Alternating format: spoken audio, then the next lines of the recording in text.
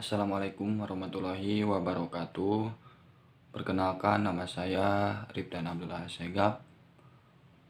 Saya dari kelas Penjas 2B NPM 1921917078. Di sini saya akan mencoba menjelaskan tentang apa yang sudah saya buat dalam makalah yang sudah ditugaskan, yaitu tentang pengertian belajar gerak, yaitu bentuk atau konsep gerak, dan juga ranah gerak. Yang pertama yaitu ada pengertian belajar gerak.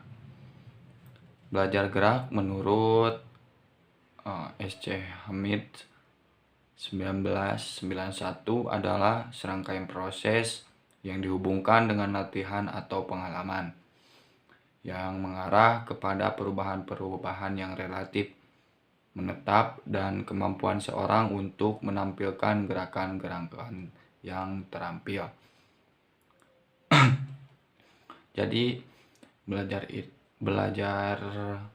gerak itu menurut ahli di sini serangkaian proses yang dihubungkan dengan latihan. Jadi belajar gerak itu tidak hanya materi saja, tapi dihubungkan dengan latihan-latihan tertentu, dan latihan itu yang maksudnya itu latihan-latihan terampil seperti itu. Pada dasarnya definisi dari ahli ini mengandung 3 aspek penting. Yang pertama yaitu ada belajar merupakan pengaruh latihan atau pengalaman. Belajar itu tidak hanya terampil, tidak hanya latihan, tapi belajar gerak itu mempunyai pengalaman-pengalaman tertentu yang berkembang tanpa latihan seperti itu. Yang kedua ada belajar tidak langsung termati. Ya, belajar itu ketika latihan berlangsung terjadi banyak perubahan-perubahan dalam sistem saraf pusat. Perubahan tersebut terjadi karena pengalaman berbagai kemampuan dan pengalaman gerak dalam situasi memori dalam otak. Jadi proses itulah yang memantapkan perubahan-perubahan belajar gerak tersebut seperti itu. Yang ketiga yaitu perubahan yang terjadi relatif melekat. Banyak perubahan dalam penampilan terjadi oleh sebab lain yang sifatnya hanya sementara. Misalnya oleh kelelahan, obat-obatan, atau kalau dibilang oleh faktor lingkungan seperti itu. Untuk materi yang selanjutnya yaitu ada bentuk atau konsep gerak. Bentuk konsep gerak adalah perubahan posisi bagian tubuh dalam ruang dari sesuatu dari tempat ke tempat yang lainnya sehingga menghasilkan peralihan. Menurut para ahli di sini yaitu Amung Makmun dan Yuda M. Saputra menyatakan bahwa kemampuan gerak dasar dibagi menjadi 3 kategori, yaitu yang pertama ada kemampuan lokomotor. Kemampuan lokomotor digunakan untuk memindahkan tubuh dari satu tempat ke tempat lainnya. Yang kedua ada kemampuan non-lokomotor. Kemampuan non-lokomotor dilakukan di tempat tanpa ada ruang ganti.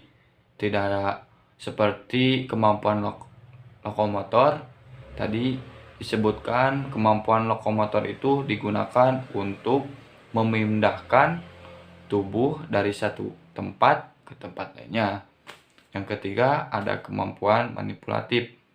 Kemampuan manipulatif dikembangkan ketika anak tengah menguasai macam-macam objek.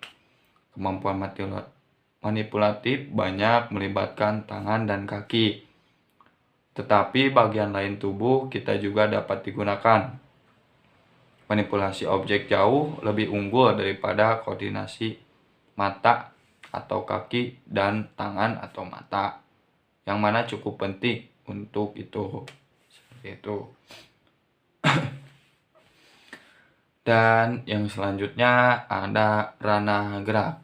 Ranah gerak ini ditinjau dari sistem otot gerakan dapat dibagi 3. Yang pertama ada fleksi, yang kedua ada ekstensi, yang ketiga ada rotasi.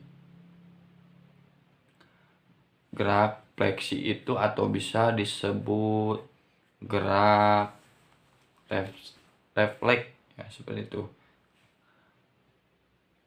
Gerak refleks adalah respon gerak atau aksi yang terjadi tanpa kemampuan sadar dan ditimbulkan oleh suatu stimulus. Jadi untuk mengembangkan suatu gerak refleks itu perlu adanya pelatihan tertentu. Jadi gerak refleks itu tidak hanya terjadi tanpa kemampuan sadar kita yang ditimbulkan oleh suatu stimulus, tapi gerak refleks itu juga perlu dilatih. Contohnya pada sepak bola ada pada refleks kiper. Mungkin kiper juga harus dilatih juga refleksnya. Jadi tidak hanya oleh menggunakan rotasi gerakan berputar atau gimana gitu. Jadi gerak refleks itu tidak hanya terjadi tanpa kemampuan sadar kita. Seperti itu. Di dalam ranah juga ada kemampuan fisik. Kemampuan fisik adalah kemampuan memfungsikan organ-organ tubuh dalam melakukan aktivitas gerak. Seperti itu. Ketahanan fisik adalah kemampuan untuk melakukan aktivitas fisik dalam jangka waktu lama.